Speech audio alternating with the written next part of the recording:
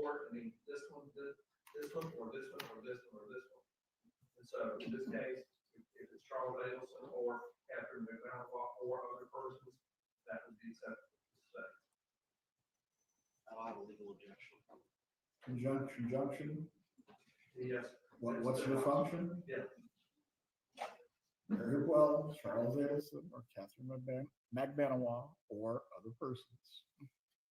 All right, there was the conjunction junction joke. It's hard to hear you guys. I apologize because I know the volume was low. But if you missed it, go back and watch it and then catch up with us. It was pretty funny. Hi. Hello, beautiful humans. Welcome to the Midlife Revolution. I'm your host, Megan Connor. It is Wednesday, September 3rd, 2025, day 8 in the Donna Adelsen trial, Justice for Dan Markell. Lots of crazy things happened today.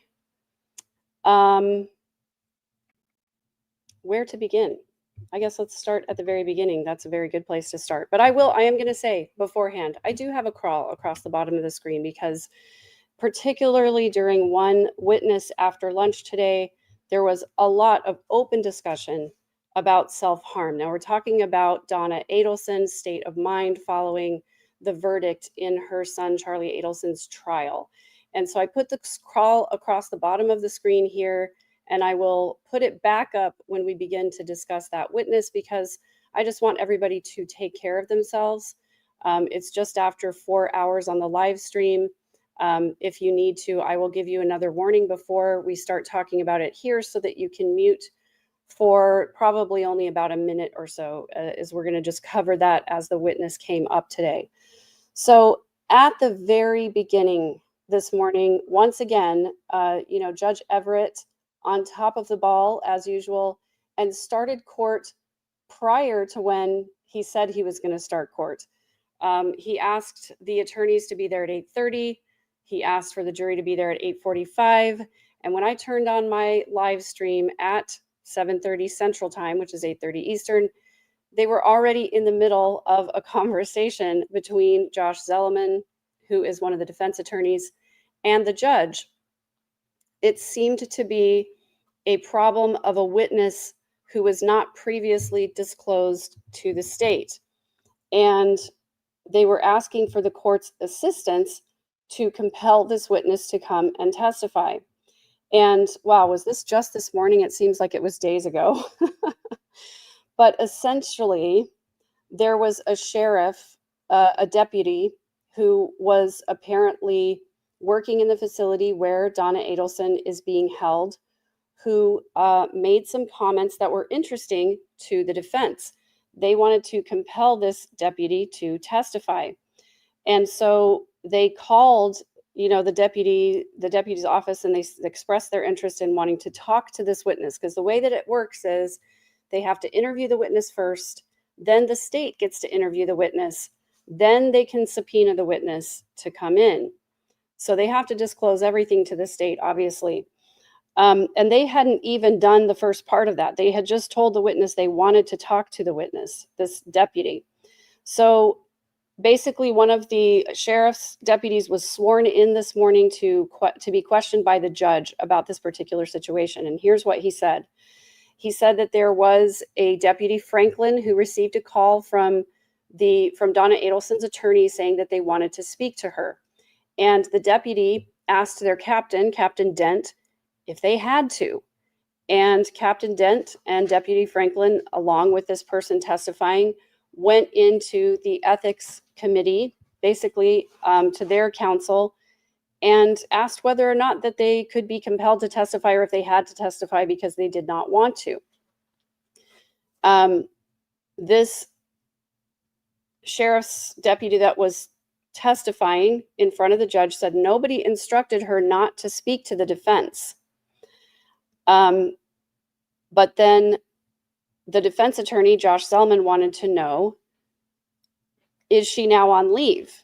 And the deputy testifying couldn't say one way or the other. He didn't know. Asked if she's able to be served. And he said, I would assume so. And basically then Josh Zellerman told us that he just wanted to get this on the record, that probably they weren't going to try to subpoena this person.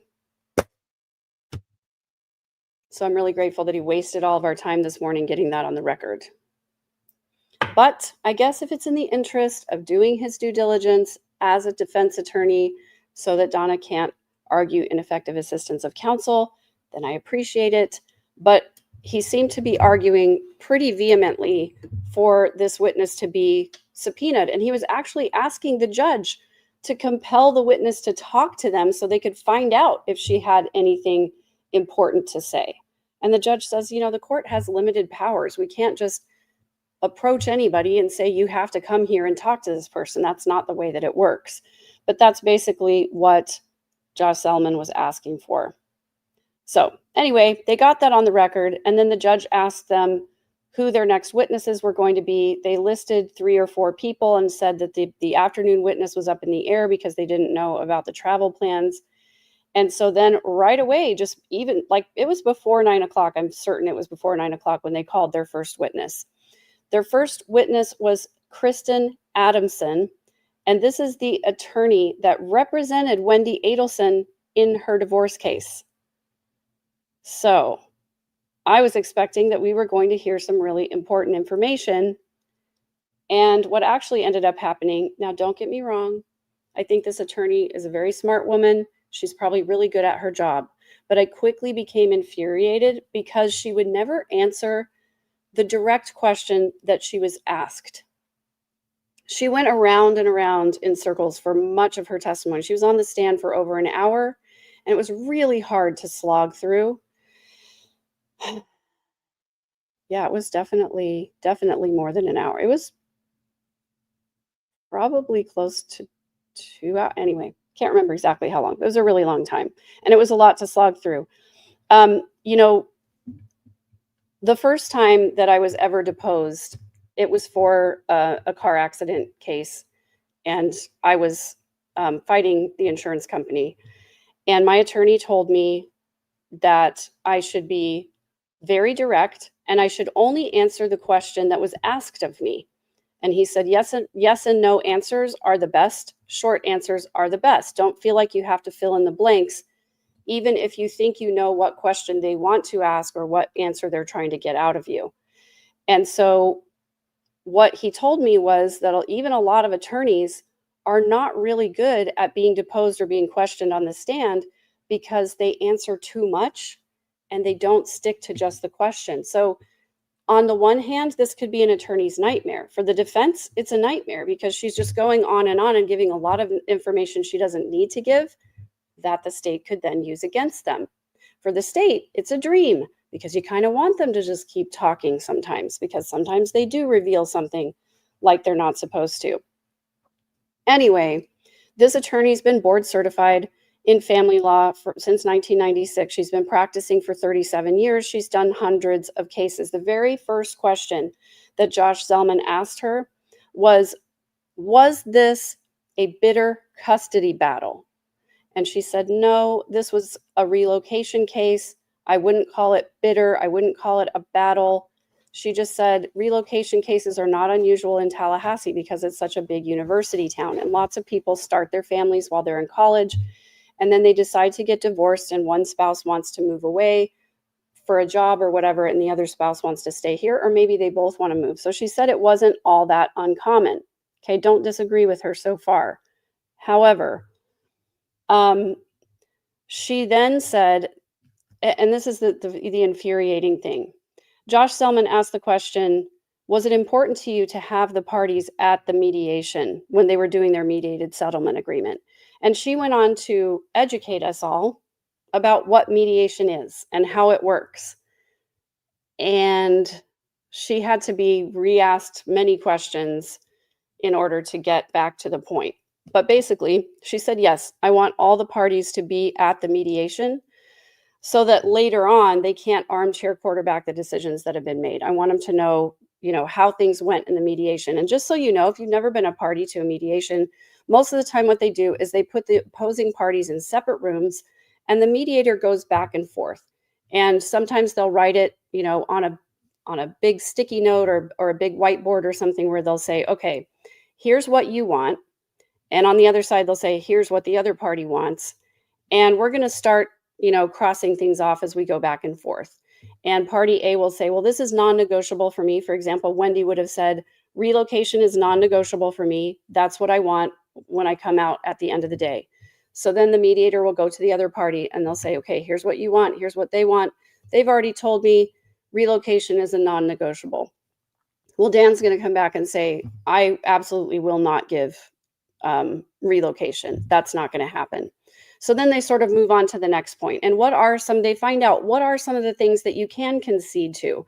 And I heard a mediator say one time that a successful mediation, both parties walk away feeling like they gave something up. And I think that's a decent way to describe it. And a lot of divorces go through mediation rather than going through a whole trial and all of that. They'll try to get it done in mediation. It's a much less expensive way to do it. And it's a good way to get a bunch of talking points, sort of eliminated or worked out in one sitting. So anyway, there was, and what she testified to is that in Florida, in family law in general, there's a sort of presumption against relocation. It's really hard to get relocation in a divorce case. And she says it really depends on the statutory criteria, which we'll talk about here in a second. And then she says that she tells her clients that it's usually about a 50-50 chance. Now, later on in her testimony, she says that she's only seen one case ever be granted a relocation. So that's not 50-50 in my book. That's like 1 in 200, because she said she'd done a couple hundred cases. So I'm confused. I would not want her as an attorney because I feel like she's not telling it straight there in one way or another. I wrote, sometimes I write a general note on the top of my notebook. These are all the questions and answers here. But here's what I wrote on the top of my notebook after a very long time. She has a stunning lack of ability to shut up and just answer the question that's being asked to her. It's a yes or no question, and she goes into a 3-minute monologue. So she basically told Wendy that she had one shot at relocation. Like, this is it. If you don't get relocation in, right now when you're asking for the divorce, it's not going to happen. They're not going to modify your custody arrangement to grant you relocation. I do sometimes write a little too fast and then can't read. So, standards for modification. Essentially, when you get divorced and a custody arrangement has been put in place, you can bring a motion to modify the custody. I'm going to get this off my screen because it's distracting me a little bit. Yes, Lamisa, I was exhausted about hearing the word vacation regarding Vietnam. The Adelsens' entire life was one long, extended, expensive holiday.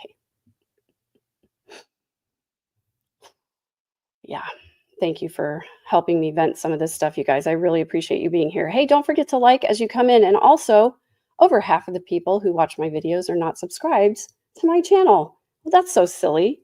You should, if you're watching the videos, you should just subscribe. Please and thank you. I would appreciate that. Yes, this is such entitlement. Donna and Harvey complaining that they have to travel to see their grandkids, but wanting to move the kids so their dad has to do the traveling. That's entitlement. And Tamsin, I just have to say, I absolutely love your Hagar the Horrible avatar. Is that what it is? Or is it an asterisk cartoon? Because that would be a really obscure French cartoon. Anyway. Can you tell that I think my medicine has worn off by now? Yes, that's right, Kiki. We talked about Tom Petty, the attorney, using a flannel board for her closing statement because her opening statement was pretty much a poster board with glue stick. So it'll be interesting to see what she pulls out for this. Now, the standard for modifying custody after the divorce is final and the custody has been put in place is that there has to be a substantial change in circumstances. Now, in Florida, this doesn't exist in Texas, but in Florida, they used to also have two other qualifiers. One is that you have to demonstrate that at the time it's in the best interest of the child to change the custody arrangement. And the third element is that you have to prove that it's a detriment to not modify the custody. Now they've dropped that third one. So now it's just those two elements. There has to be a substantial change in the children's circumstances, and it has to be in the best interest of the child to change. In Texas, it's very similar to this. And I had to go through this 3 times for 3 different children. So I'm very familiar with this process. She said she had one case in 37 years that was awarded relocation. It was very different. It was a very difficult case. And basically, I wrote in my little brackets of like, these are my own thoughts here. She gives way too many personal details, and she even gives details about clients that she's currently serving, which she doesn't say their names, so I don't think it's a violation of attorney-client privilege or anything. But again, how is that relevant to this case? We don't want your examples. We want the information about this case. Okay. Also, I just have to say too, Salt and Pepper, about the Tom Petty thing. I'm just super frustrated because I have a little program that I subscribe to where I can look up sheet music because I like to just be able to look it up and play whatever without having to pay a bunch of money for it. I pay a monthly subscription for this, but it's PDFs. And I was so excited to, on the break, play some Tom Petty music. And the only things that I could find on this particular subscription service were just guitar charts, no piano music. And I was like, what the heck? So I didn't get my Tom Petty fix in. Now I'm going to have those songs in my head for the rest of the night. Anyway, so I said that this attorney is giving too many personal details. Is this the attorney's nightmare or dream? And we talked about that already. So she said Wendy Adelsen wanted, did I say Adelsen? Adelsen. Wendy Adelsen wanted relocation.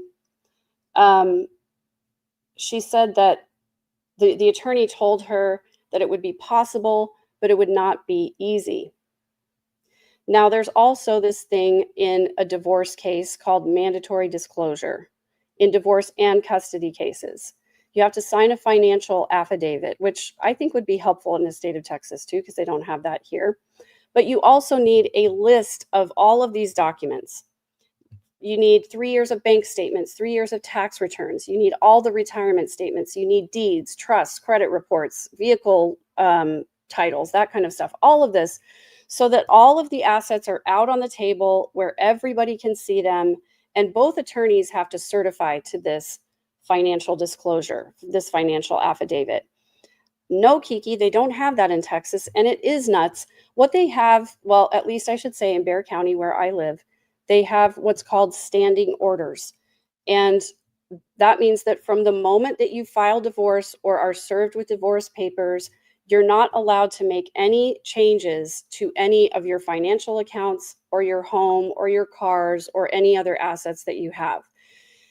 And of course, people violate this all the time. I know of a particular case where a woman filed for divorce and then was going to have her soon-to-be ex served on a Monday. She did the filing on Friday. She was like, go ahead and serve him on Monday. Friday afternoon, she went to the bank, cleared out some bank accounts. That's against the law. Those standing orders are there from the moment that you file, to prevent people from doing this stuff.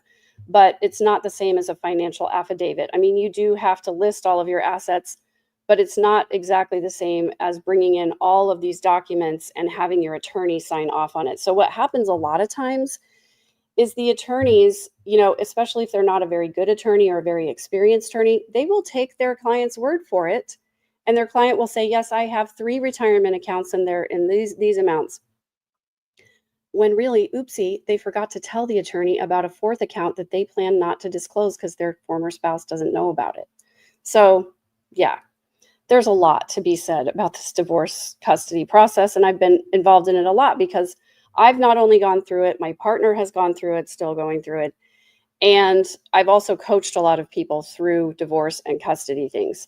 So, by the way, if you need a one-on-one coach, somebody to take a look at your life from an outsider's perspective and maybe point out some ways you could improve the quality of your life, please go to my website at third-verse.com and sign up for a free consultation, because I always want to get to know you a little bit before we make a commitment to work together. And I want to know if my skill set can benefit you. And I want you to make a decision about whether you think I'm someone who could help you. So I coach people on a very wide variety of things, everything from dealing with difficult family relationships to getting divorced to maybe dealing with a custody issue to also starting a business, writing a book. I've coached a lot of people on a lot of different things.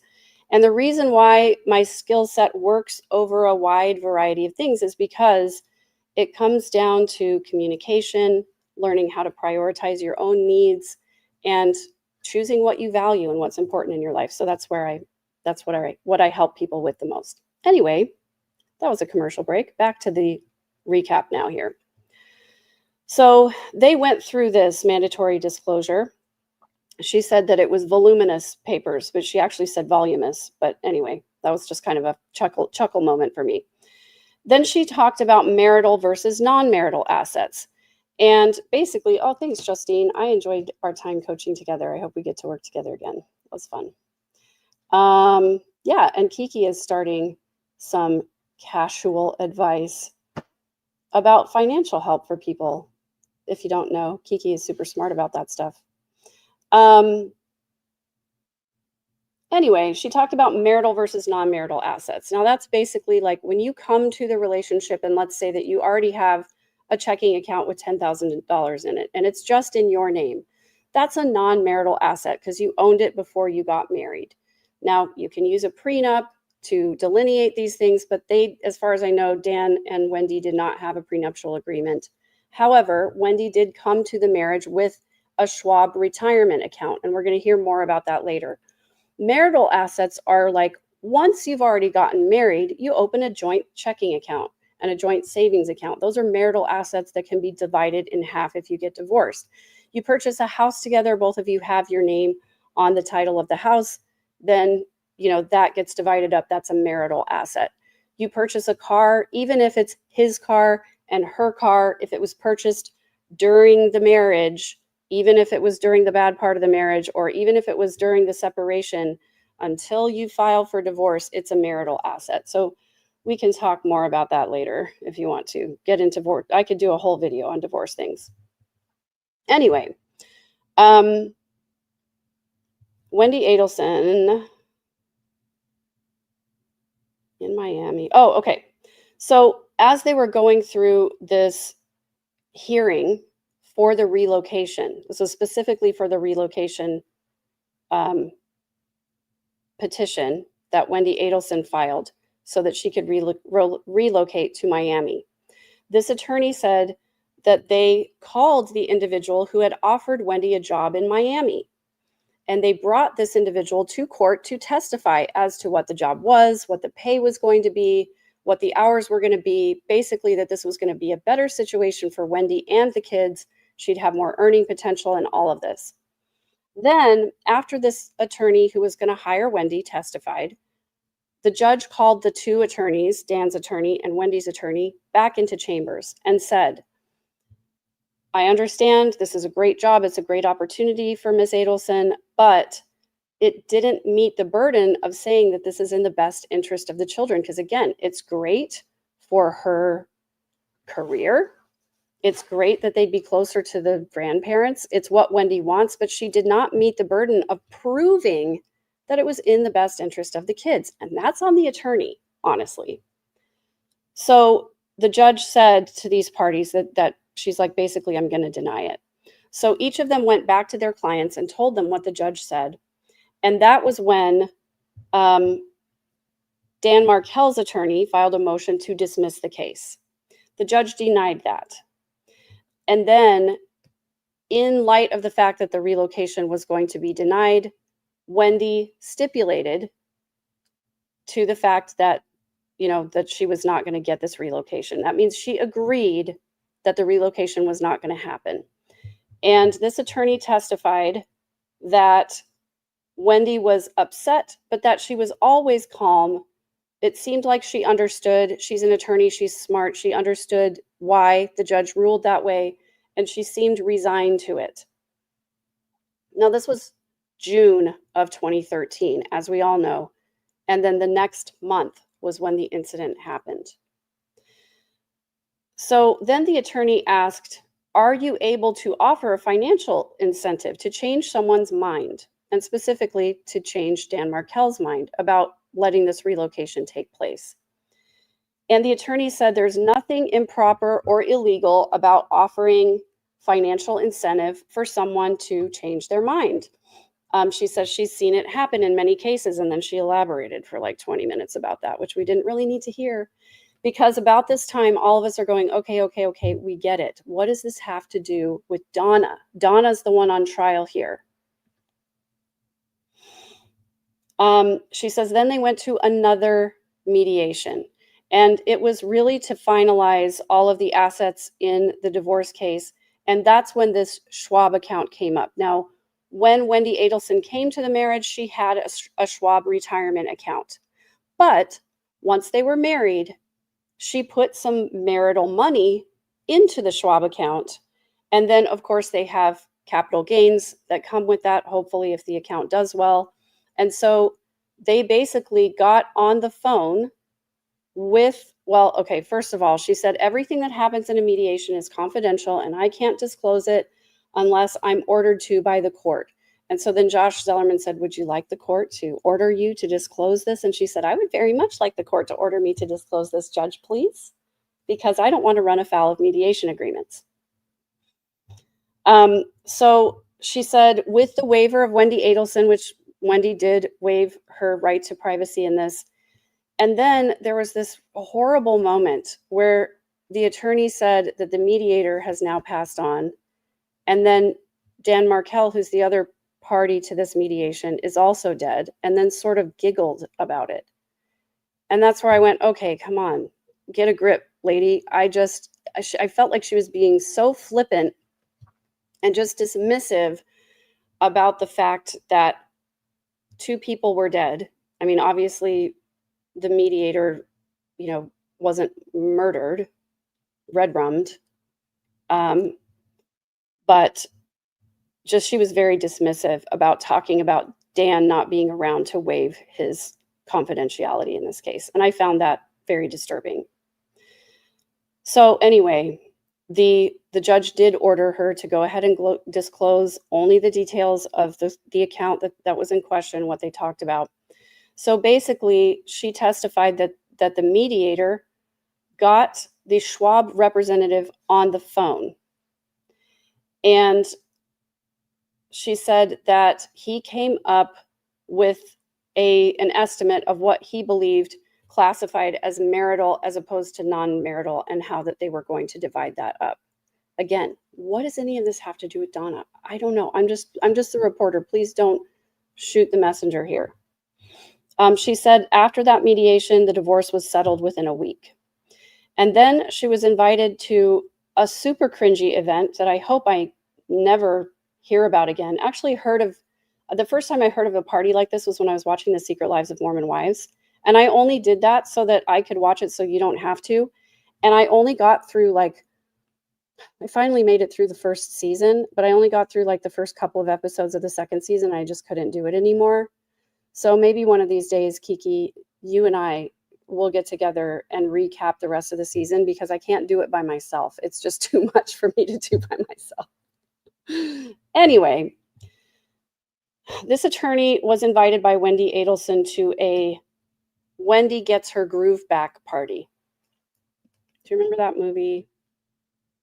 About 20 years ago, Stella Gets Her Groove Back. It was about a post-divorce woman just finding her life again. And it's great. I too got my groove back after my divorce, but I didn't throw a party, and I sure as hell would not have called it that if I did. Okay, just gonna say that. Now, this attorney estimated that Wendy Adelsen paid approximately $30,000 in attorney's fees. And she said, I know that sounds like a lot, but it's really not. There were no contested hearings in this. We basically did a mediated settlement agreement. The mediation can get expensive, but it wasn't that bad. She said that Dan Markel was ordered to keep the house, and he was ordered to pay Wendy Adelsen her portion of the value of the house, which would have amounted to about $120,000. He was also ordered to pay $10,000 in attorney fees. Now, I can tell you, it really depends on the divorce and the state and what kind of attorneys you hire and what kind of case you have and everything. I definitely did not spend $30,000 on my divorce, but my divorce was an uncontested divorce. We, again, didn't have any contested hearings, but we did go back and forth quite a bit with our attorneys, and I spent way more than I wanted to. But I also know of people who spend hundreds of thousands of dollars on their divorce and everything in between. So to me, $30,000 sounds like sort of a middle of the road thing. It's more than you would expect from an uncontested divorce, but it's a lot less than it could have been if their case had dragged on for longer. And Georgia is going to bring this up on her cross-examination, which was masterful. So anyway, Dan was ordered to pay all of this within 60 days. And that would have been July 31st of 2013. She also testified that other than the house, everything else was split 50-50. And he said Dan Markel definitely had the money. So it's not like he couldn't afford to buy her out of the house. In my case, what happened is we ended up selling the house and splitting the money because I didn't want to stay in the house. And I don't think he wanted to stay in the house. And even if he did stay in the house, he probably couldn't have bought me out. Anyway, I'm adding too many personal details, just like this witness did, but just I have an example of how this went. So sorry for that. I'll try to not do that anymore. Anyway, Dan only paid Wendy $50,000. And then they talked about what would you do to try and recoup that money if somebody doesn't pay what they're ordered to pay. And she said, first we make a phone call, then we write a letter, then we have to file an enforcement, and there's a court hearing. It can get expensive because then both parties have to hire attorneys again. But basically she said that the phone call, the letter, filing the enforcement, none of this prompted Dan Markel to pay.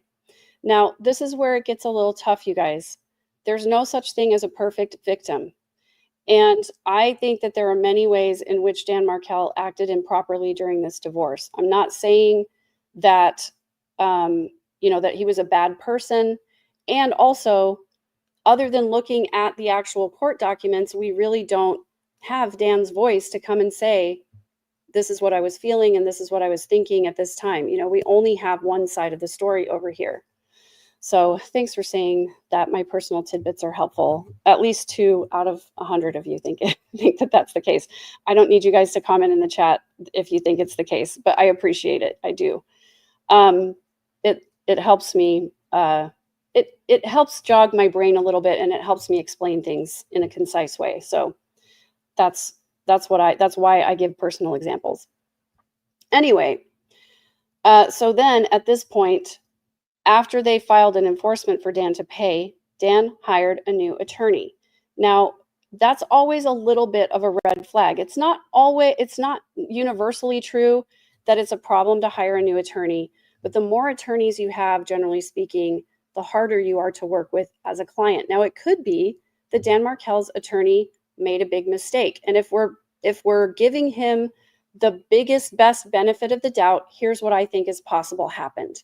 It's very possible that when they filed this enforcement for Dan to pay the remainder of the money, somewhere in the interim, Dan found out that Wendy was hiding another account or multiple accounts. And so he fired his old attorney because his old attorney should have discovered that or should have, figured this out in the course of the divorce and got a new attorney. Dan started to say through his attorney that he shouldn't have to pay because Wendy Adelsen breached the mediated settlement agreement. And that was his contention, that she was hiding assets that weren't disclosed in this big financial affidavit that they had to do.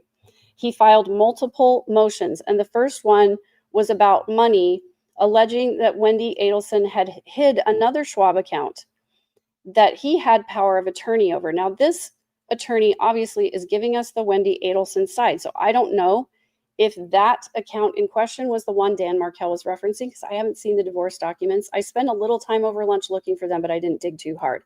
If anybody has access to them, please email me, askmegan with 2 E's @gmail.com. Anyway, this attorney claims that Dan Markel had power of attorney over the account in question that he was accusing Wendy of hiding. and several other retirement accounts. He was also accusing Wendy of hiding several other retirement accounts.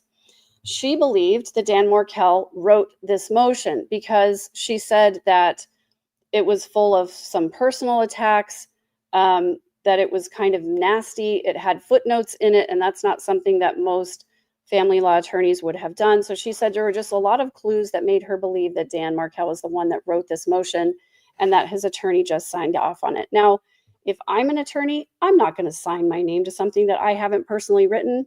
I'm going to talk to my client. Anyway, I'm not an attorney, but that's usually not how it works. And it's a really dangerous thing to do, to file a motion that somebody else has written, because you can be held accountable for everything that's in there. And if Dan is lying in this motion, that causes all kinds of other problems as well. Anyway, this wasn't the proper remedy for what happened in the first place, not to file another motion.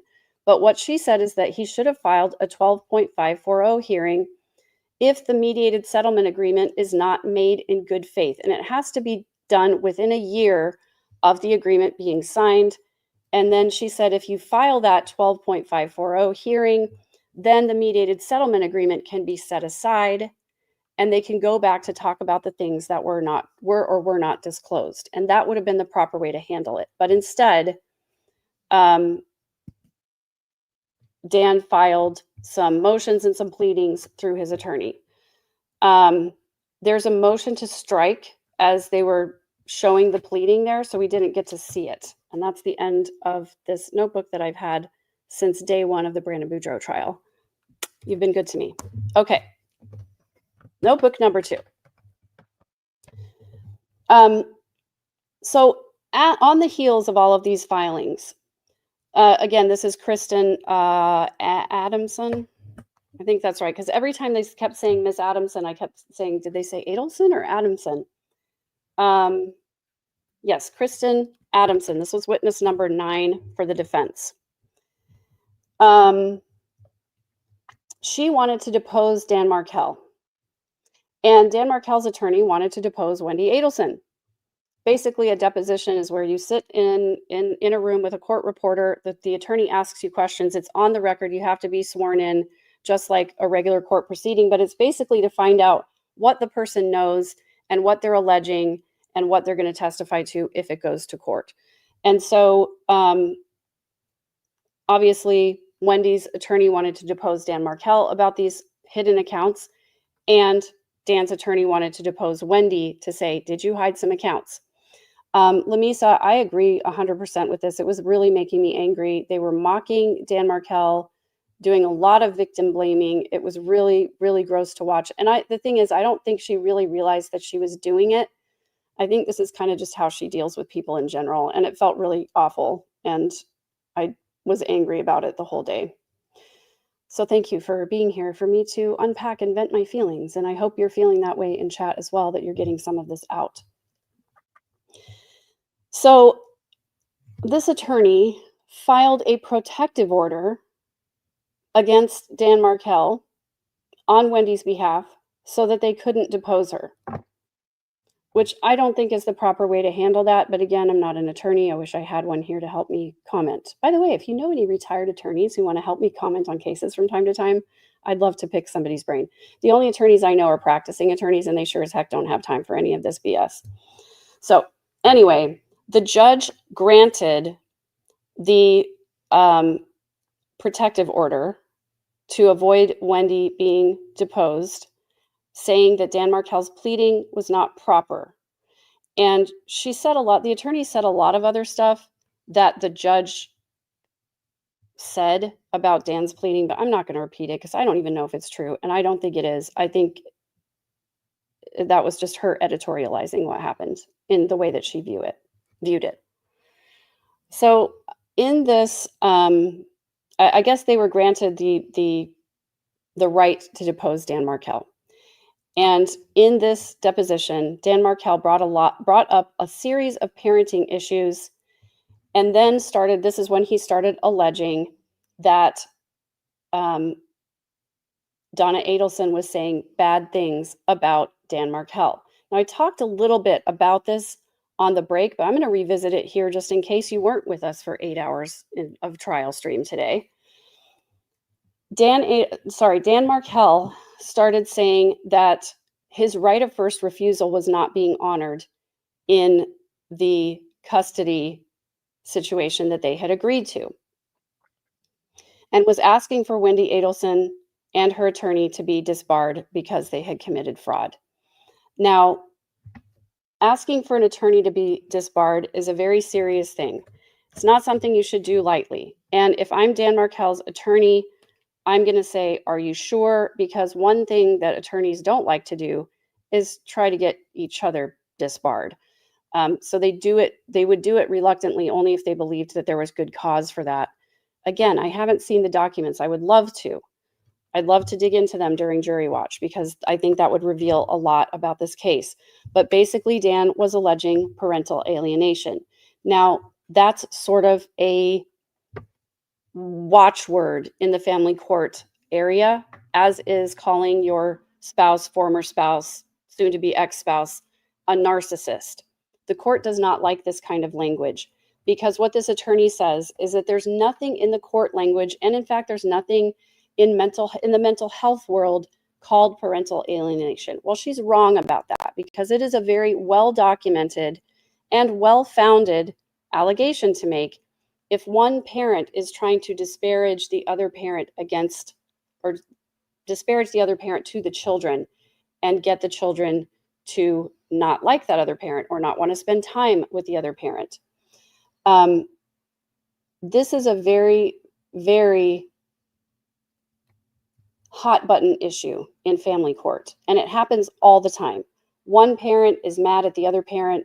And so what we heard in this case in particular was Donna Adelsen on a Zoom call, Skype call with the kids.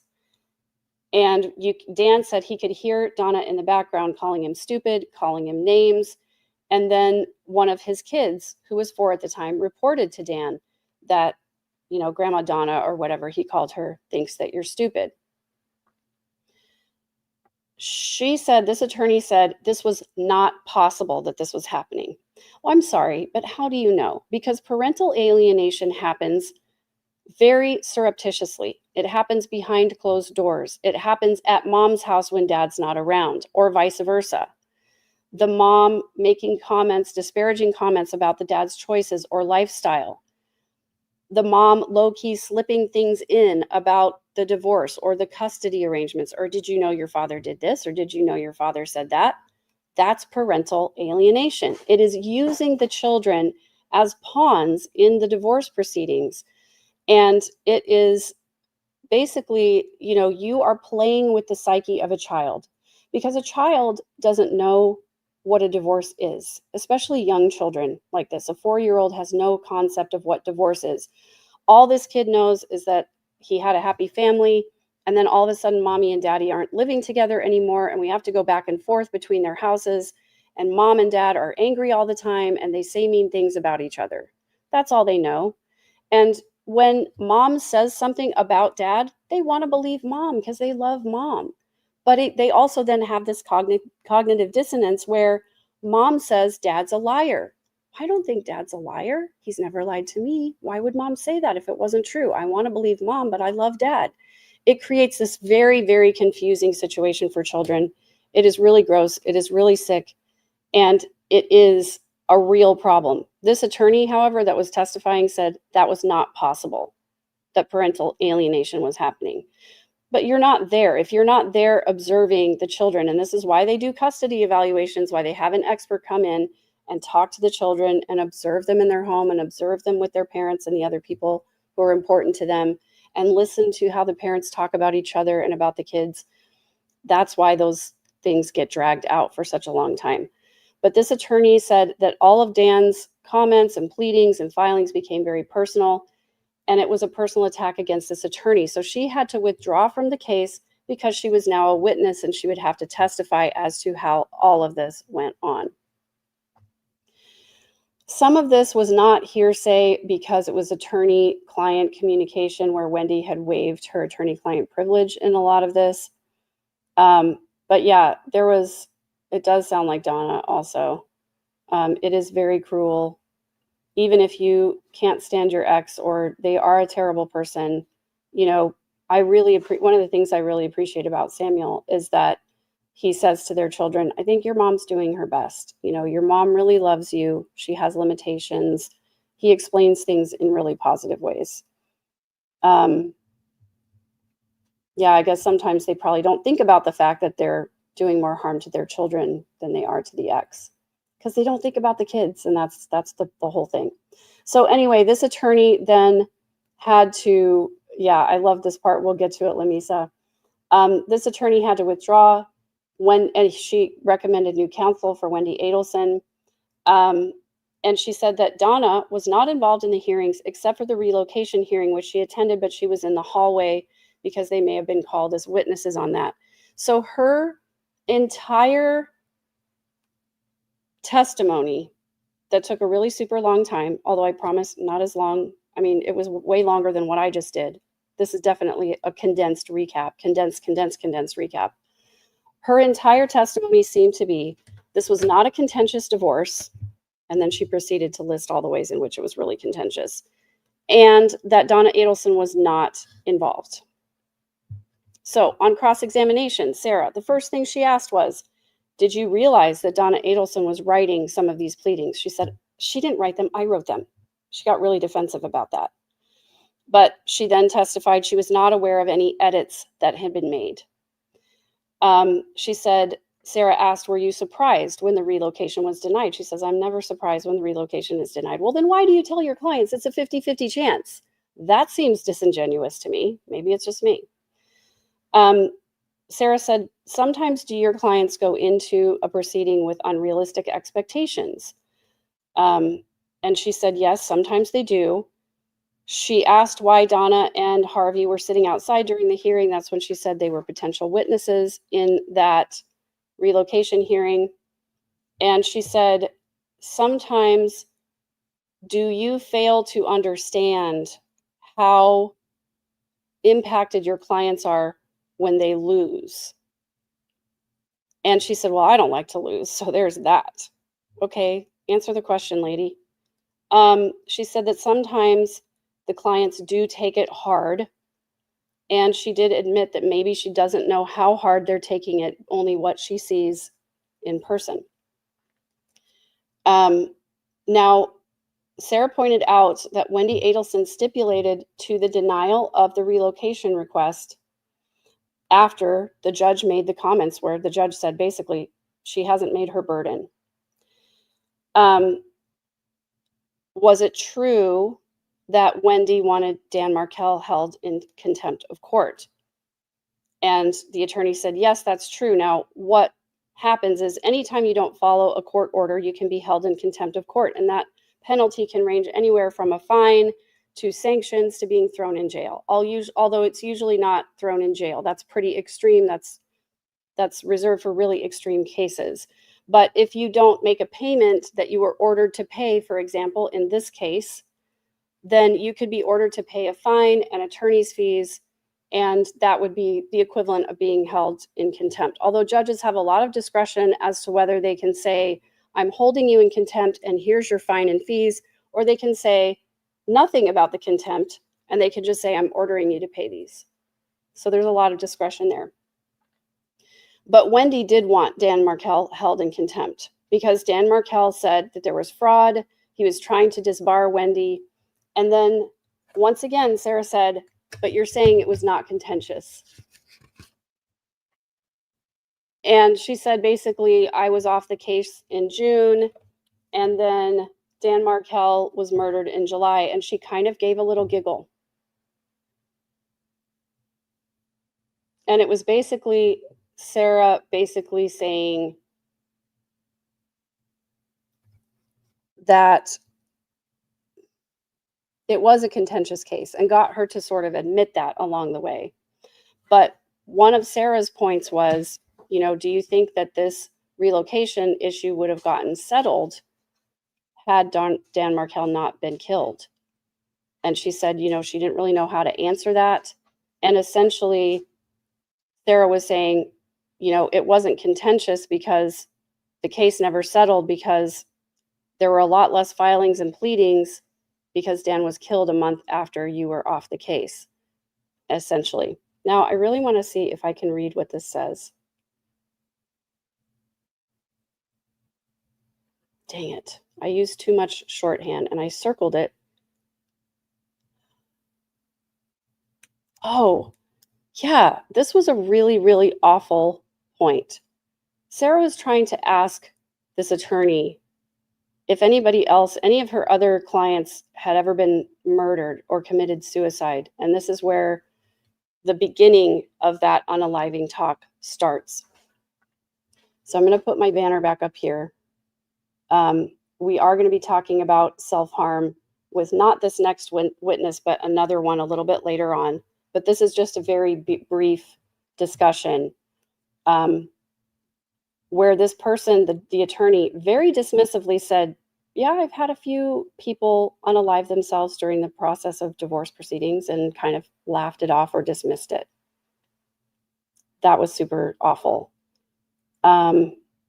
She said she's never had, I think she said she'd never had anybody else red-rummed during divorce proceedings. But it was really gross. And I decided purposely not to show it because it was gross. It really affected me in a negative way. And I don't know if any of you felt the same, but I thought it was just disgusting. And that's all I have to say about that. On redirect, basically she testified that in May was when the personal attacks started, and they would have continued with she would have continued with the case if she had not had to get off of she had to remove herself because of the personal attacks. If she was not a witness, she would have continued to represent Wendy. She also said that Donna Adelsen did appear to accept the court's ruling, but she didn't know privately how Donna felt about it. She was asked if she has ever filed a motion or anything else, a pleading, based on her client's input, and she said no, she's never done that. She said, I'm responsible when I file something, and the only time that I would ever cut and paste, because he specifically asked her about cutting and pasting verbiage, is if there were good facts. Now, this brings up the question in my mind of, how do you know they're good facts? Did you check them? Did you investigate them? Did you make sure your client was not lying to you? This is what I think a lot of attorneys maybe fail to do, and I think they have a duty to do this. You have to make sure that your client is telling you the truth and the whole truth. But she said, yeah, she's only ever cut and pasted if there were facts that were good. Seems irresponsible. Then they had to go back and do a review of the transcript for a long time. There were no further questions for this witness, and they were about to call Linda Bailey, but then they had to go back and review the transcript, and it was quite a long time. And we only got to hear part of this hearing because it came back in with Josh Zellman again talking to the judge, saying that they wanted Linda Bailey, who's the next witness, who's also an attorney, who's an expert in family laws, what they're calling her as. They wanted Linda Bailey to listen to the testimony of the previous witness, Kristen Adamson. And so they allowed her to sit in the courtroom and listen, even though just the day before they had been slapped on the wrist by the judge for having a violation of the sequestration order. So again, it happened again. So there was a bunch of questioning as to whether this was an expert as opposed to a lay witness, and whether an expert can listen to the testimony of a lay witness, or whether they could only listen to the testimony of an expert. And I'm going to play this little part for you right here. It's a very brief clip because I found it super interesting. And I just want you to look. I absolutely love this judge, Judge Everett. He has this just bemused look on his face all the time. And he's unflappable. Nothing seems to bother him. I mean, he does get agitated, upset, but he keeps the same demeanor, professional, just runs the courtroom. He has the great judge demeanor. But just listen to this real quick, and I'm making sure the sound is all the way turned up, but the sound of the court is going to be lower than mine So adjust volume accordingly, and I'll try to come in quieter when I speak again. Simpson was not an expert. The state never agreed to what's being discussed now.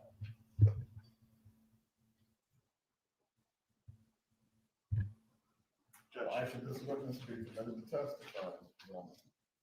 Judge, the prior page specifically says that Linda Bailey would like to be able to observe Kristen Adelsen's testimony when she testifies. You brought this up, yes. But the state made no agreement as to anything but an adverse expert as to observation and testimony that would otherwise go to the rule of sequestration.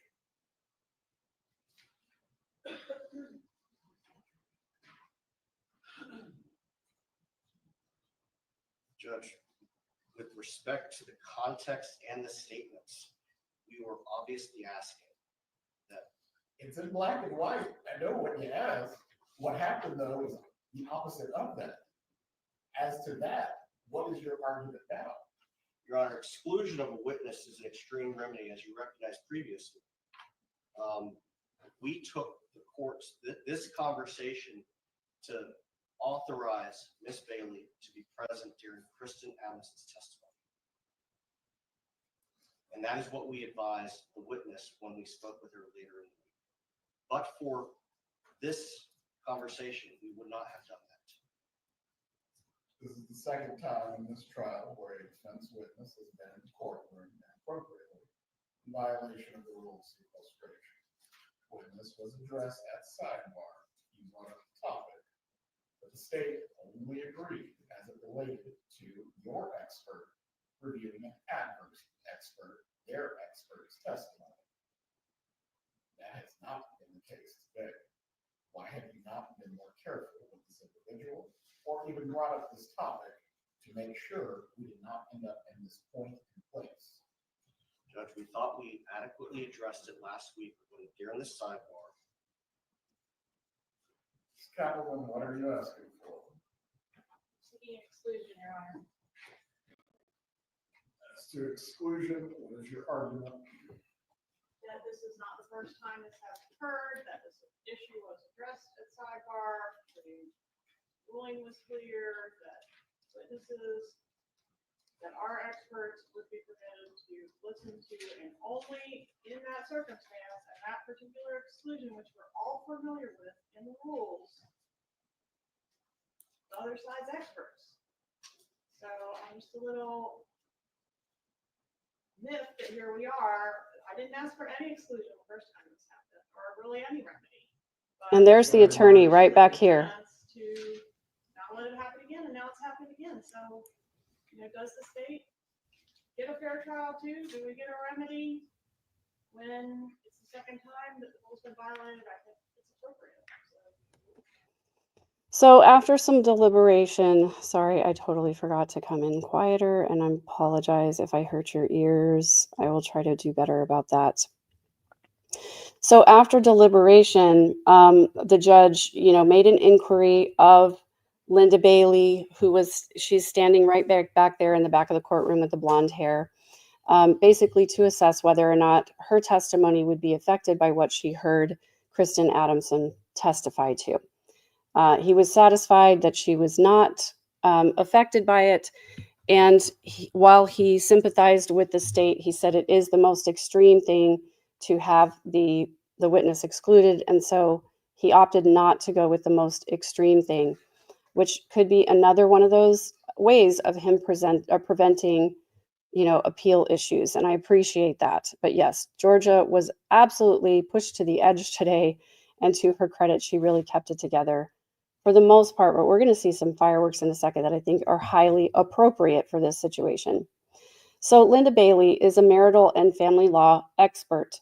She basically testified, and I'm going to cut this way down. I'm not going to go into anywhere near as much detail as the first attorney, because this is just an expert who, in my opinion, was only being called, both of these attorneys, only being called to do damage control on the incredibly damning emails that Donna Adelsen wrote during the custody and divorce situation.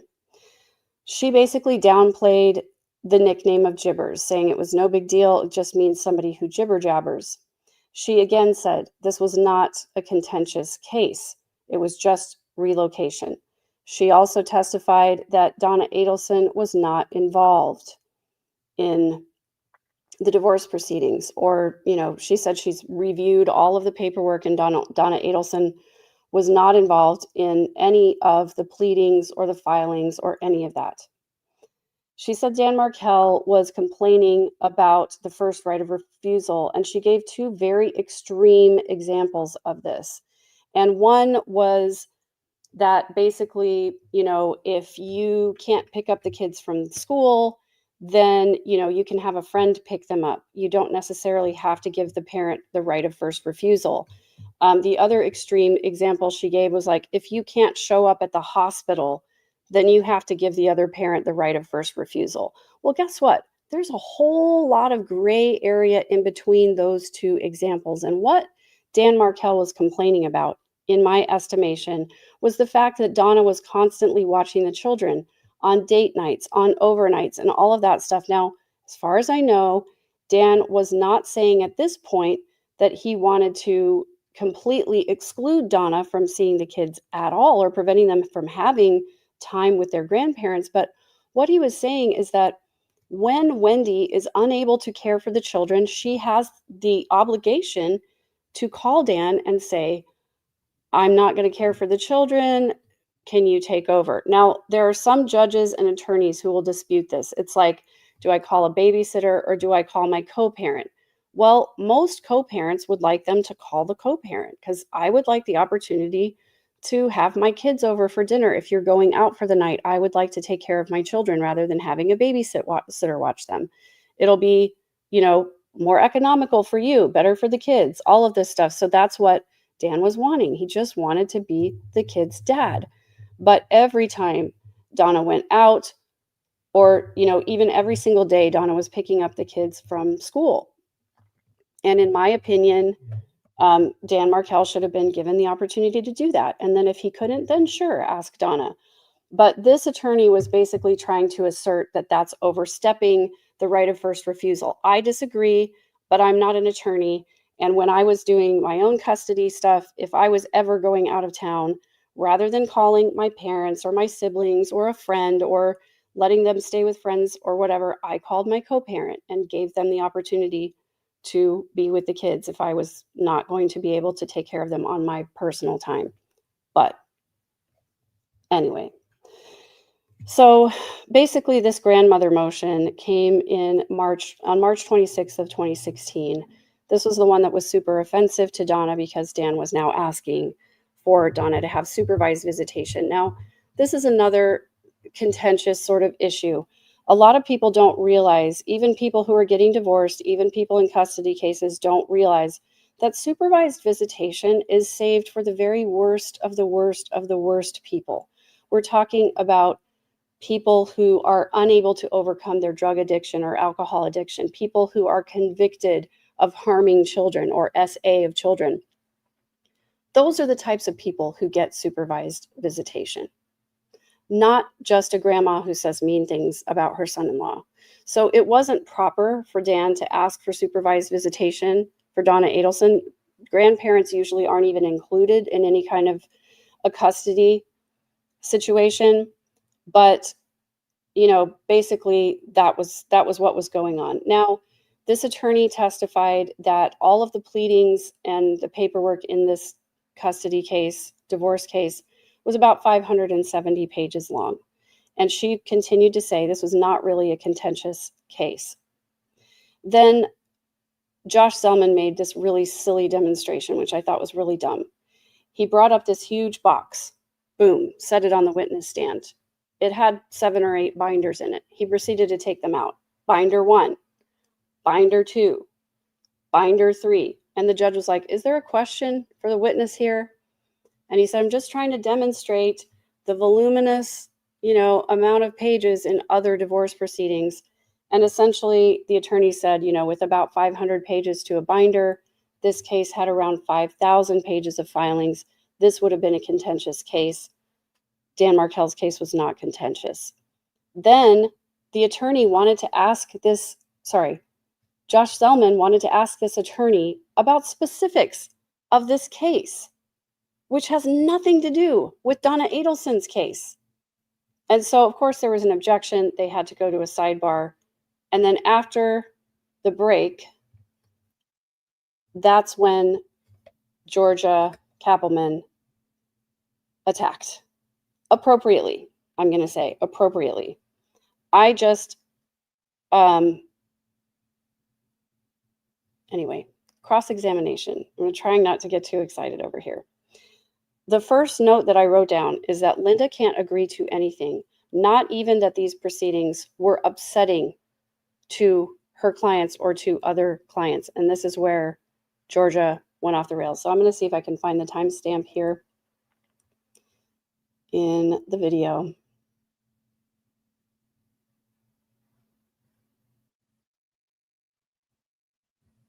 Thanks for your patience, everybody. And at this point, you know, I was kind of falling asleep. It was super boring. I think probably the jury was falling asleep. You know, we were all kind of, our brains were fogged over and we didn't really, you know, we weren't really excited about what was going on. So I'm just trying to, it's hard to find because the focus is so much on the witness. I'm trying to find the moment that Georgia started her cross-examination. Now, it was about 20 minutes long, and I'm not going to play the whole thing. I'm just going to play some of the most salient parts here. And I am going to go ahead and put my crawl back on the screen because there was another mention here of self-harm that was pretty graphic. So if you need to, please step away for a few minutes and please call 988 if you feel like you're in need of support. I have texted with them many times before, and they have great people working there at that hotline. Okay.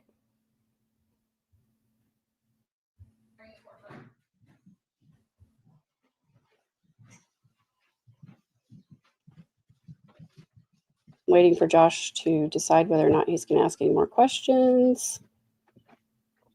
Everyone can see it. Please continue with your explanation. Thank you, Mike. Ms. Bailey, how did the Adelsen-Markell divorce compare across a variety of cases that you've handled? Did have a couple more questions before cross-examination. Okay, and here we go. 100 on each side, and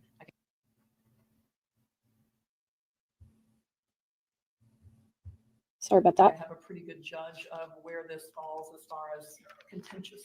Sure, but you're somebody that has vast experience with a ton of divorces, right? Sure. The parties only have experience with one divorce, right?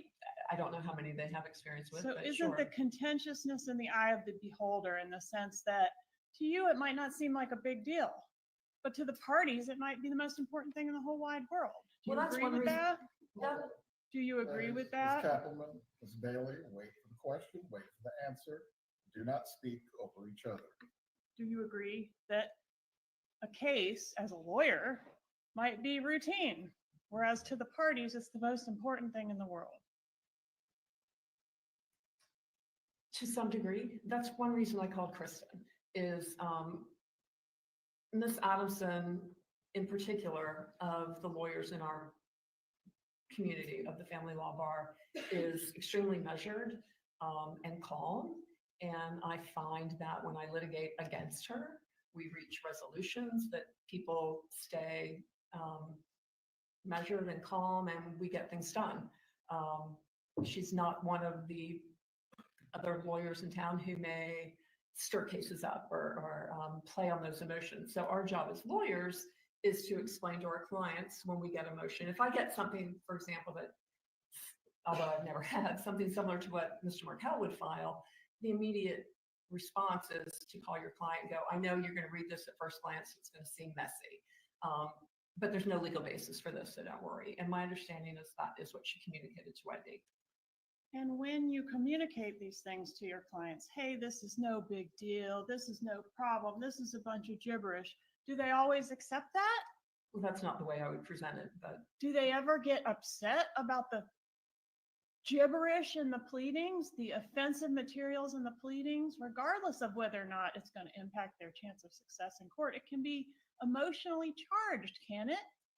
I would say annoying more than emotionally charged. You would not say that divorce and child custody issues are emotionally charged?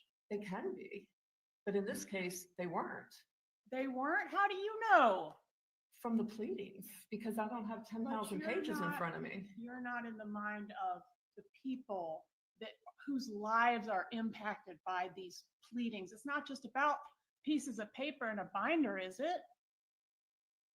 I don't think that's what I said. People's lives are impacted by the decisions that go on in court, which for you are routine. Would you agree? In this instance, they reached agreement on all issues, so they had complete control of what was coming out of the court. Ma'am, could you please answer my question? Are people's lives impacted in drastic ways by routine matters that we see in court as lawyers? People's lives change after divorce, certainly. So like, I may think I've got a bag of stinky garbage, but the garbage man might not think it's stinky at all. Do you get the reference? I don't. What is no big deal to us is a big deal to these litigants, right? You can't agree with that. Perhaps. You can't agree with it. Strike the question. Yeah. So I'm right with Georgia. She was outraged, justifiably so, that this attorney can't even manage enough empathy to say that divorce proceedings are emotionally charged. I mean, just because Miss Bailey has the emotional range of a teaspoon, I'm sure that she's seen clients get upset over these things.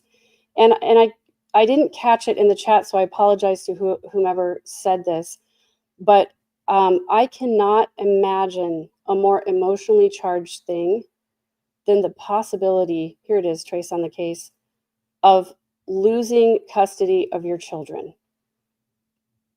and having a former spouse threaten to move your children 7 hours away from you so that you'll barely ever be able to see them again. I can't think of anything more emotionally charged. And when a litigant comes against a person and tries to take their kids away, you better believe that they're going to be emotionally activated, they're going to be upset, they're going to be angry, and they're not going to make good decisions because they're acting out of fear of losing their kids. And that's one of the reasons why I particularly appreciate coaching people who are going through divorce, because it's so easy to lose objectivity. It's so easy to forget that the kids' lives are the most important thing in there. And it is an incredibly emotionally charged thing to go through a divorce and a custody battle. This attorney, I think, did more good for the state than it did for the defense. And I think that the attempt to do damage control on Donna's terrible emails completely failed, 100% failed. So they went on to talk about, Georgia asked about the self-harm question.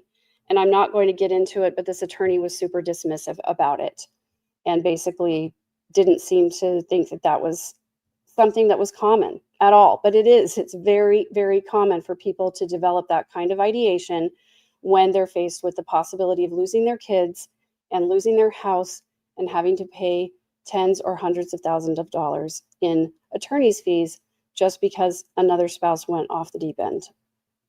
So I'm not going to go into the specifics of it. But if you're interested in watching it, on my live stream, Georgia Kappelman's Cross starts around the 3:53 mark, 3 hours and 53 minutes, and it goes on for about 20 to 25 minutes. Then they went on to say that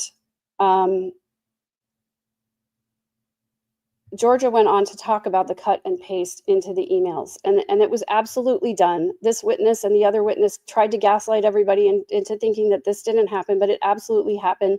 The state showed it to us in this brilliant PowerPoint presentation at the very beginning of the trial, how they cut and pasted Donna's words into this email or into this pleading. And she said she didn't review anything that came through after July 31st. She wasn't provided with Donna Adelsen's emails, so she wasn't aware the cut and paste happened from there. She didn't even know about that until several months later.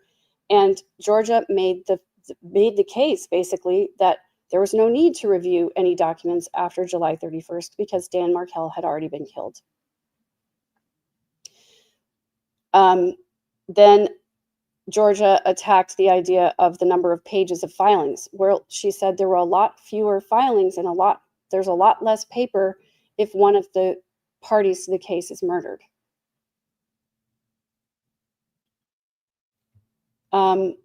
Then on redirect, the only thing that Josh Zellman asked is if her testimony was influenced by listening to the previous attorney's testimony, and she said no. And yes, also, the attorney was also very dismissive about the fact that it was around $80,000 in legal fees. She's like, it's only $80,000. And Georgia was like, well, $80,000 is a lot of money. And the person basically tried to say, like, I guess it depends on who you asked. You know who that reminded me of? It reminded me of Wendy Adelsen testifying in the very first case, in Sigfredo and Catherine Magbanawa's case, where Georgia Kappelman asked her if her family was wealthy, and she just sort of giggled and was like, it just depends, I guess, on wealthy in some people's eyes. And she asked if her family were millionaires, and she said, no, they're not millionaires. Yeah, they were. And you knew they were. You knew your family was wealthy compared to other people. And so this defense attorney saying, 80,000, I guess it depends on who you ask. Well, it's a lot of money to me, okay? It's a lot of money to most people. When you consider the median income in this country, $80,000 is a lot of money to most people. The attorney was just thinking to herself, well, if all I got was 80,000, I would feel bad that I didn't bill more hours, you know? Anyway, there was something particular that I wanted to show you at the 5:41 mark, but I don't know what it is. Sometimes I make a note and fail to write down the rest of the thing because I get distracted by chat or something else. So let's just find out together, shall we?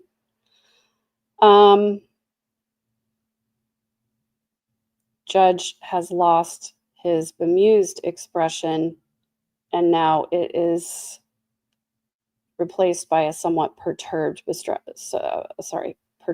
expression. Oh, guys, we're almost there. We only have 2 more witnesses to talk about. And right now, what we're going to see is Donna Adelsen being sworn in to begin questioning her about whether or not she's going to testify.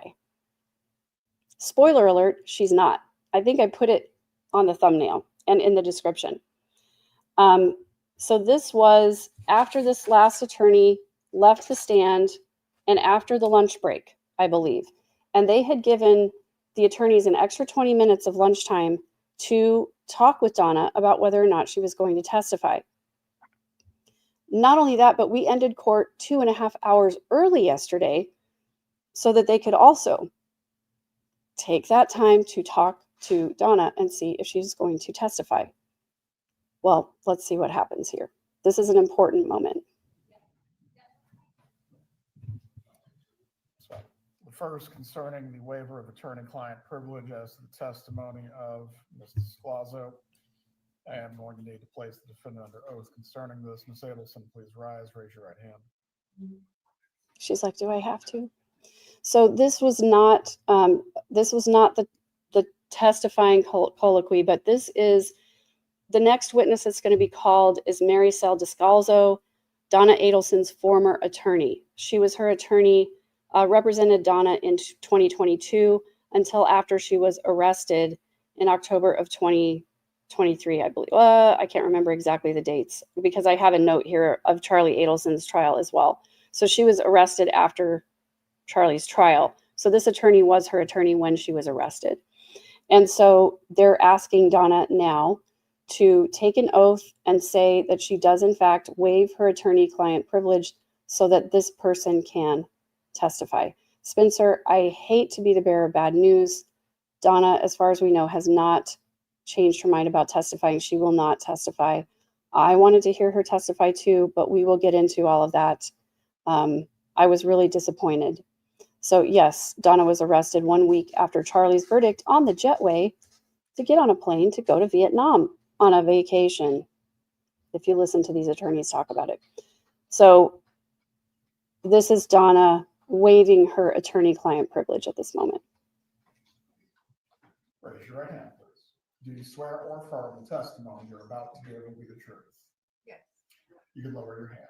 You understand with your former, or I guess I don't know the relationship exactly, but someone who has previously represented you concerning their testimony today, are you waiving attorney-client privilege concerning what they will testify about? Yes, I am. Concerning that, Mr. Zellman, do you wish the court to make any further call? Yes, Your Honor, the waiver is specific as to the counsel that our client received from Ms. Descalzo. Well, if you need to discuss with her what she's waiving, that's fine. I don't believe you can waive on her behalf.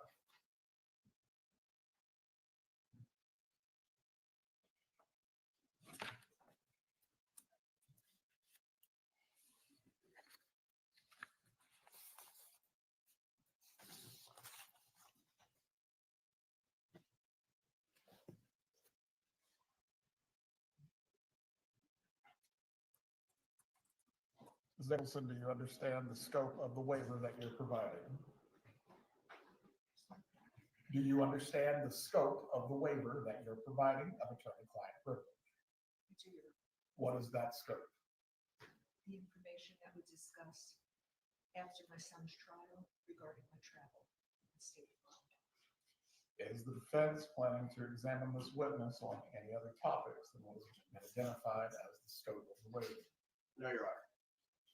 Very well. If any matters are inquired into that exceed the scope at that point, we are going to have to send the jury out of the room.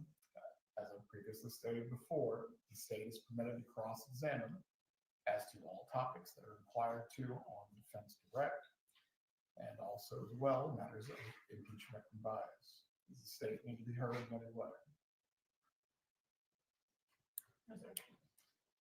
As to the other matter concerning whether Mrs. Adelsen will testify as a part of the defense case in chief, Mr. Zellman, were you able to speak with her as to a final decision? I'll allow, the short answer is we were allowed 20 minutes during the lunch break.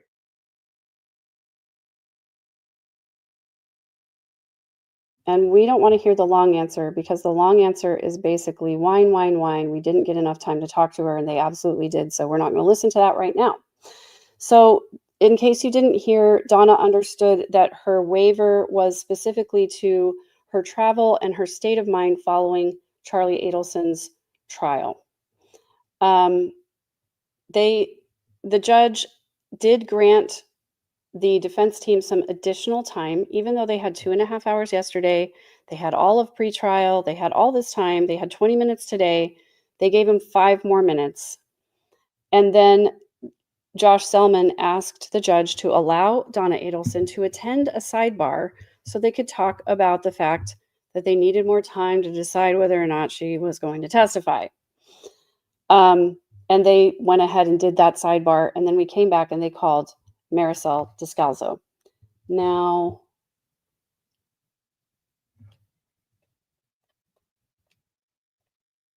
okay, good. I didn't miss it. We're all good. Okay, I'm going to put my crawl up again because this is discussion of Donna Adelsen's state of mind following Charlie's trial after he was convicted and found guilty. She mentioned that she did not want to be alive anymore. And this witness spoke in detail about that, essentially. She said that Donna made numerous statements about terminating her life if Charlie was convicted.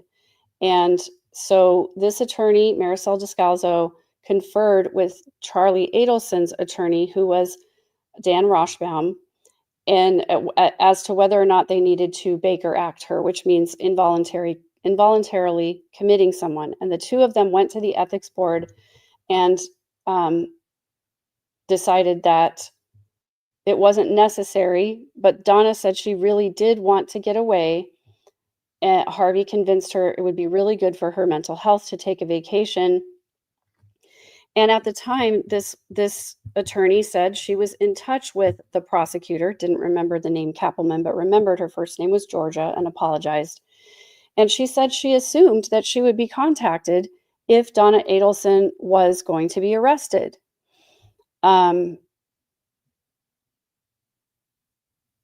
So then on November 6th was when the conviction was, and then they immediately went to go find visas and go travel to Vietnam. And that was it. Now, Sarah did the cross on this one. She said it's not up to the defendant to dictate the terms of their surrender. Is that correct? And she said, yes, that's right. It's not up to the prosecutor to notify someone of the warrant of arrest, although sometimes that's done as a courtesy, and that's correct. And Sarah asked if this attorney was aware of the text that went from Donna to Charlie saying, I'm next, but don't worry, that's not going to happen. I'll make sure of it. This attorney said they were not aware of that text message. Then Sarah asked if anyone in law enforcement overheard Donna talking about self-harm, and this attorney said she didn't believe so. Then on redirect, Josh Zellman wanted to reiterate that essentially that Donna, when she was talking about getting away or that not happening, she was talking about going on vacation to Vietnam, not self-harm. So this is where a lot of people were infuriated about the fact that they were referring to this trip to Vietnam as a vacation, the one-way ticket to Vietnam, the emergency temporary visa, all of that. Sorry, just thought I saw something in chat that I needed to address, but we're good, I think. Okay. Then the next witness was witness number 12 for the defense, and it turns out, spoiler alert, the final witness for the defense, Sarah Newhouse. She was a victim's advocate for the Tallahassee Police Department in 2014, and she was the one who was present with Wendy Adelsen when Wendy called Donna and Harvey to tell them the news that Dan had been shot and that he was not going to survive. This person, the victim's advocate, testified that Wendy was fairly calm during this and that the response on the other end was fairly calm. And yes, Wendy did say that they seemed surprised, so that was a relief to Wendy. On cross-examination, there was pretty much just one question. Did you hear any weeping or wailing on the other end of the phone? And the victim advocate said no. Now, this is back to the last witness of the day. And then they're deciding whether or not they're going to put Donna on the stand. So let me go to this timestamp. Thanks for being here with me, you guys. Now, at this point, I'm just going to mute it because at this point, Donna is in deep conversation with Tom Petty, her attorney, and the judge is asking them to make a decision. And Zellman is basically saying, you know, I'm not sure, we don't know. And then while they're sort of talking to each other over here, the judge asks Georgia Kappelman if there's going to be a rebuttal case. And she says, we're not sure. We may not if there aren't any more witnesses, but if there are more witnesses, that could change things. And so then a minute later, the judge basically says, time up, Donna. Sorry, I kind of want to get this, guys. I'm sorry. This is really consequential. Tell the court that co-counsel and my client are deep in conversation. I am capable of seeing that, Mr. Zellman. There's no narration. I didn't know if you caught that, But he says, as you can tell, my client, Miss Fulford, are deep in conversation. He says, I'm capable of seeing that. I don't need your narration. Is needed.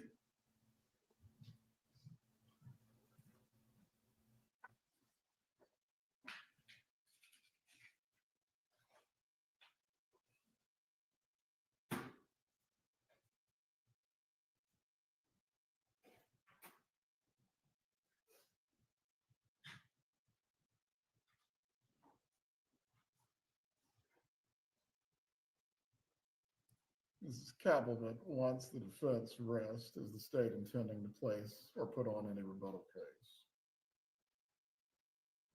I think not. If they rest without calling any further witnesses, that could change.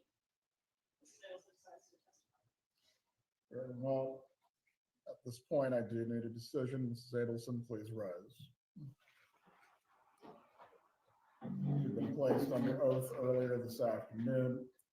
Mrs. Adelsen, I will advise you concerning your rights. Do you understand that you have the right to remain silent, and the jury will be instructed that your silence cannot be held against you in determining the merits of this case? Do you understand this? I do understand. Do you also understand that you have the right to testify as a witness in your case in chief on your own behalf? Yes, sir, I understand. You understand if you do choose to take the witness stand, you will be cross-examined by one of the prosecutors. You understand that your credibility will be placed before the jury like any other witness. Yes, sir, I understand. Have you been able to discuss with your attorneys the two rights that the court has placed before you? Yes, we discussed the rights. Concerning those rights as to whether you will remain silent or whether you will testify, have you made a decision concerning this matter? I haven't. I'm not prepared to make that decision. This decision affects the rest of my life. Mrs. Adelsen, you're in the same position as every other criminal defendant who faces trial. Ultimately, you must decide whether you will testify or whether you will not. I cannot make you testify. Your attorneys cannot make you testify. But ultimately, you must choose whether you will testify or not. I don't have to choose. I was hoping I would have some time to speak to my attorney. This has already been discussed, ma'am. What is your choice?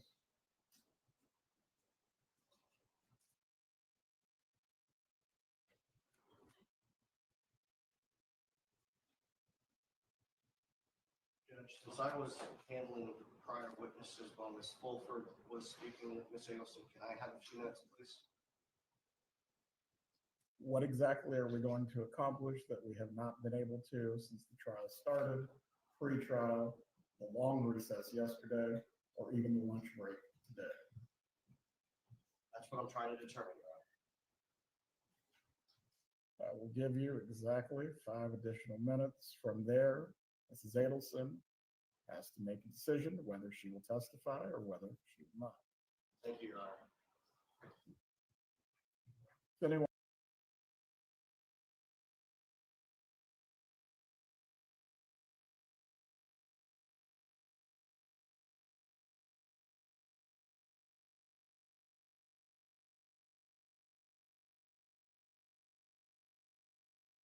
Mrs. Adelsen, the question remains, as it relates to your right to remain silent and your right to testify, what is your decision concerning these two rights?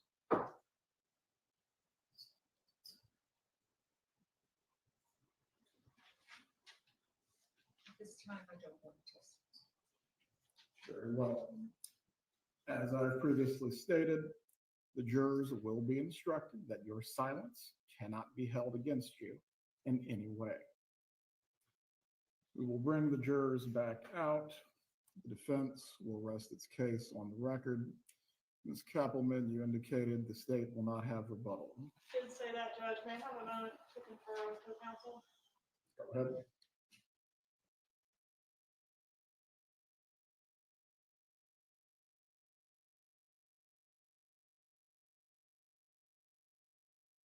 So that was the biggest moment of the day, really, of the whole trial, where, Donna just ultimately made the decision she was not going to testify. Now, I think that this kind of threw a wrench into the plans of her defense attorneys, because I think that they had some specific things they wanted her to testify to that would have, answered some of the outstanding questions. And this was proven when just a couple minutes later, Josh Zellman struggled really, really hard to get the entirety of Donna's personal calendars admitted as evidence. Now, I personally think this is a huge mistake. When I first heard about this case, one of the first things that I saw was Donna Adelsen's calendar. And she kept incredibly fastidious notes on every single day of exactly what she was doing on every single day. And I've seen this before. It is a marker of obsessive compulsive personality disorder. Washing the money would have been part of that as well. Keeping really fastidious notes, very black and white thinking, all of this points to that particular disorder. Now, I'm not diagnosing her, obviously. I'm not a mental health professional. I'm just saying it is a trait. And admitting those calendars, which I've seen some of the pages of those calendars, it's a mistake, because there's going to be so much information in there that the state can then use against her if they're admitting these, because I think Donna was going to testify to some of this, and that's how they were going to bring that information in. Well, the judge did say that this could be admitted as exhibits, just not published, but the jury can consider it. So Georgia Kappelman asked that everything that was not related to the case be redacted. So they're going to spend some time today, tonight, overnight. Probably some paralegal somewhere is going to have to redact these calendars. Now, it's a risk, because whatever mitigating factors you think are going to be in those calendars, there could also be very damaging things in there as well. And if someone makes a mistake in the redaction, it's fair game. Jury can consider it. State can mention it in its closing statement. So tomorrow, closing statements will happen first thing, as long as these calendars get admitted correctly.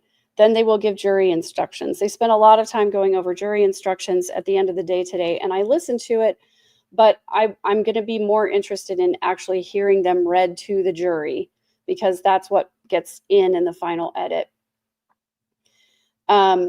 They talked a lot about intent as a standalone. He said he used this instruction in Charlie Adelsen's trial as well. So I'll be really interested for that particular thing. And then there was another attorney named Mr. Evans who was helping Georgia Kappelman with these jury instructions. I didn't ever get to see his face, but I recognized that his voice was different. Then the judge said that each side can have 2 hours for closing arguments. And that's going to include any rebuttal from the state. So here's my thinking. Here's my timeline. Let's see if I can, get this maybe somewhat sort of right. If they start at 9 o'clock and Georgia does an hour and a half of a closing statement, and then, even if the defense takes their full 2 hours, then that would put us about at lunchtime. 9, 10, 11, 12:30 is where that puts us. So let's say that there's an hour of lunch. We come back at 1:30 and Georgia does a half an hour of rebuttal. That puts us at 2 p.m. 3, 4, 5:30. That gives the jury 3.5 hours to deliberate. What do you think? Are we going to have a verdict tomorrow? I'm curious. Yes, first the jury instructions have to be read. That's true, Jermaine. Thank you for setting me straight. Okay, let's give another half an hour for that. So they have 3 hours to deliberate. So put a 1 in the chat if you think we're going to have a verdict tomorrow. Put a 2 in the chat if you think no. And then I have another polling question for you.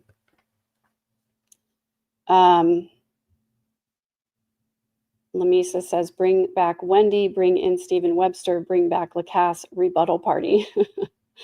That would be nice if they did have some rebuttal witness.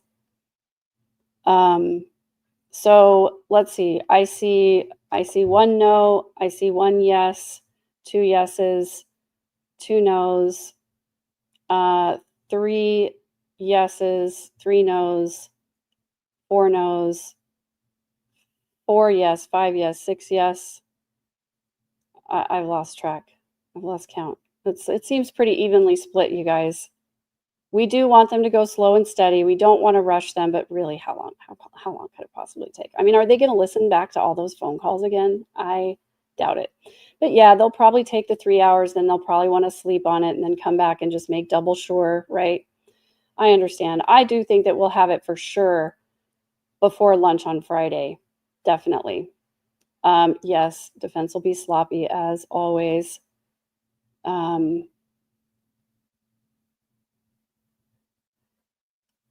Yeah, Friday. Okay, now next poll. Do you think Wendy will be charged? I want to point out that I believe it was Salt and Pepper that pointed out in chat early this morning that Wendy's testimony and Corbett's testimony were both added to Donna Adelsen's case file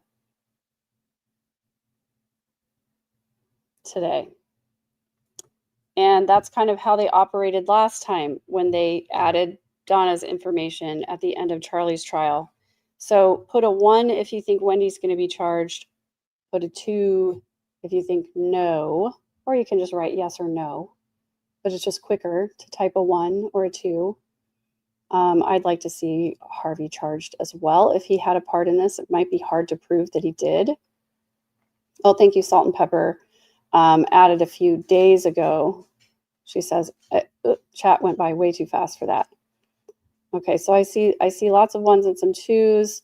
Wendy's making it very difficult for the Markells, from a reliable source who spoke to them yesterday and today. I feel so sorry for the Markells and what they've had to go through and those poor boys.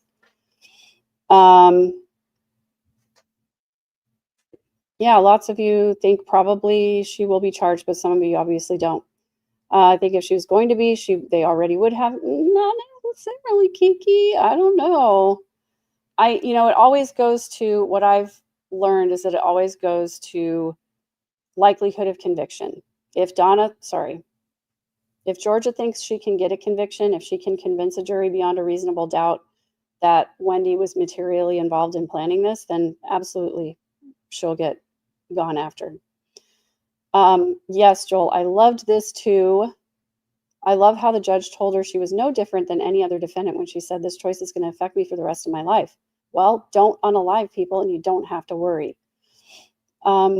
Accessory after the fact for the remaining people, possibly, yes.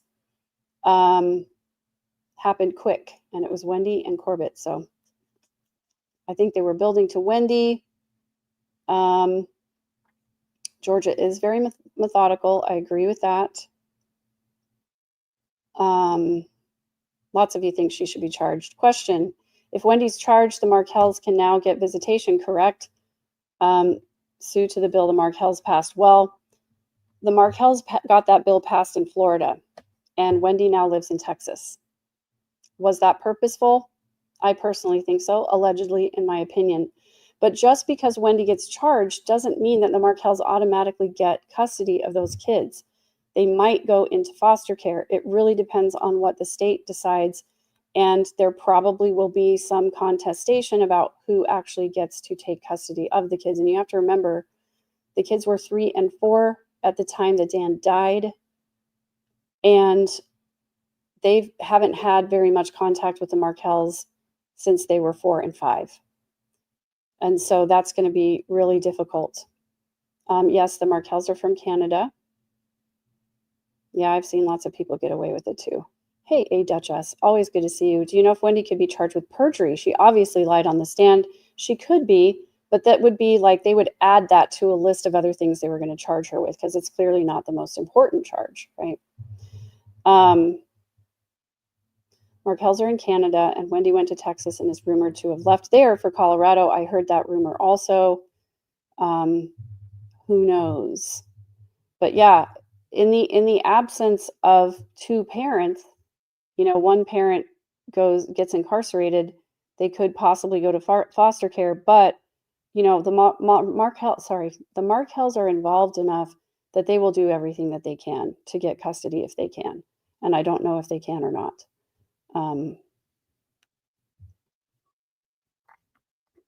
Yeah, they haven't even had visitation for several years. In the state of Texas, I will tell you, Georgiana, the children can talk to the judge at the age of 14, but essentially they would become a ward of the state until that all gets decided. And foster care is not a fun place for kids to be. In fact, it can be really, really harmful for a lot of people. So anyway, that's where my concern in my heart is with the two Markel boys, and hoping that they get to be reunited with their grandparents, if that's what's best for them. And I think that, I don't know, I would love to say that that's better than foster care, but I just don't know. But I'm going to be interested in following that if, in fact, Wendy is arrested. So I agree with you. Markels will do everything to get these boys to safety.